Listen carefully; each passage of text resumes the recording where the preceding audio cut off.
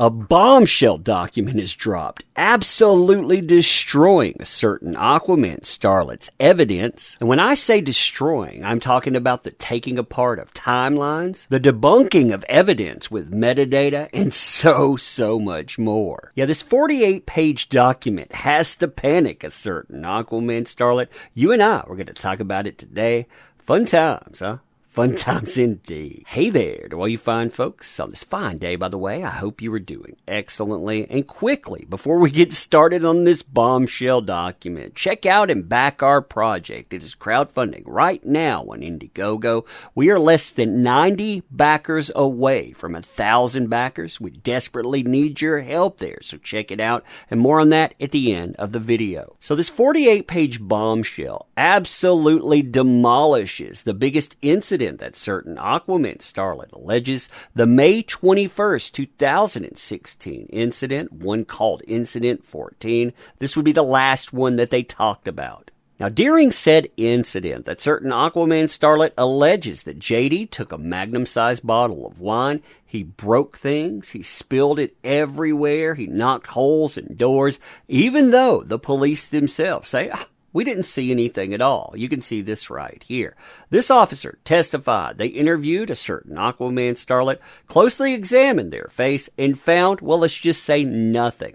Nor did that officer find any indication of vandalism or property damage, despite searching both penthouses. The other officer that's with them, they say the exact same thing. Yeah, this isn't going too well at all. Out of all the contradictory testimony, the flawed evidence, and everything, really, these two pictures right here are a problem for that certain Aquaman starlet. Why? Well, first of all, let's look at the timestamp. According to the metadata, 9:04. Now, that timestamp creates a huge problem for that certain Aquaman starlet. Why? Because there's a lot going on, and there's no time to take a picture. It's contested who took the picture, too. It was either that certain Aquaman starlet, who is busy right now, or it's Mr. Josh Drew, who is in an elevator right here. You notice he's getting off the floor where all of that's supposedly at. That's at 9:02:20 p.m., so he has less than 2 minutes, and well, he has a lot going on. He's not going to have time to take a picture.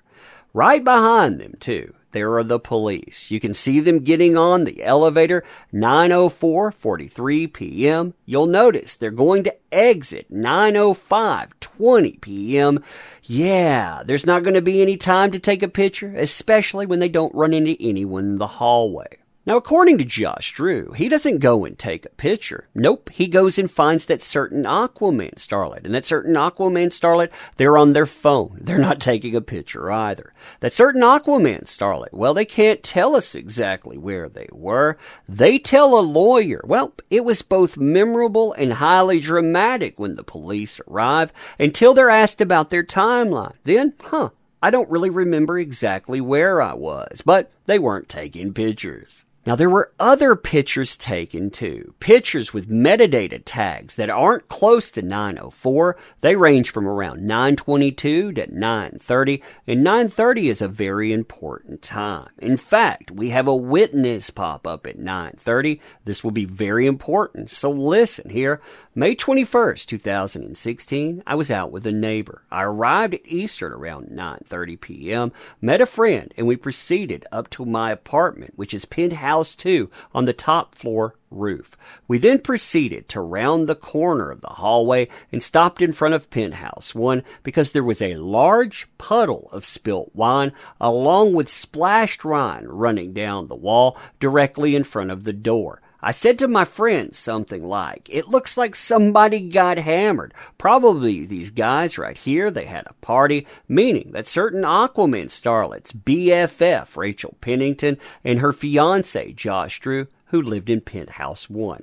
Now, the descriptors that were utilized there are very, very important in debunking this. And remember, these pictures, they are taken 4 seconds apart from each other. The first one here, large puddles of spilt wine. You'll notice they're puddled here. That means they're on top of the carpet, no evaporation, no sinking in. And as far as the wine on the walls, well, it's running down the wall. That's what they said. Here's a huge problem, though. That 9:04 p.m. metadata tag, yeah, the incident, it supposedly transpired, leading to all of this, happened almost 2 hours earlier. So, 9:30, you have a stain sitting on top of the carpet. That's over 2 hours there. So why is it that just an hour after that, all of the stains, they've receded into the carpet? That's body cam footage at the top. So 1 hour it takes to sink in, almost 2 hours? Oh, it doesn't do it. Sounds like maybe, just maybe, the person that walked in, they interrupted these things being applied. Now, the other picture actually supports the idea that all of this, it wasn't taken at 9:04. No, it was taken around 9:30. Somebody was probably interrupted. And that's the fact that, well, when you look at the stains here, you'll notice, number one, they all seem to be applied evenly. So they're coming from one direction. If somebody is shaking around a bottle, yeah, that's not going to happen at all. And the other thing is, you'll notice liquid right here. Some of it has ran down the walls. You'll notice this. It has actually made its journey. But you see all of these big clumps right here.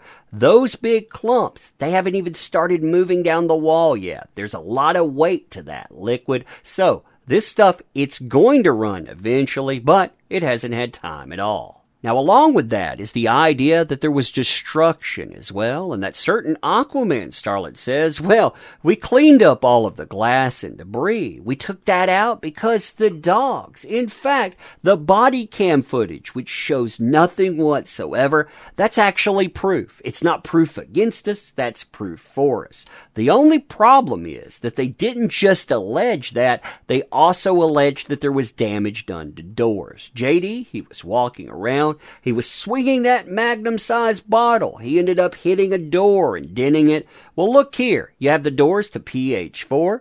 Nothing. Nothing at all. You can see the other doors right here. The doors to pH1. Nothing at all. And the doors to the hallway. Same thing.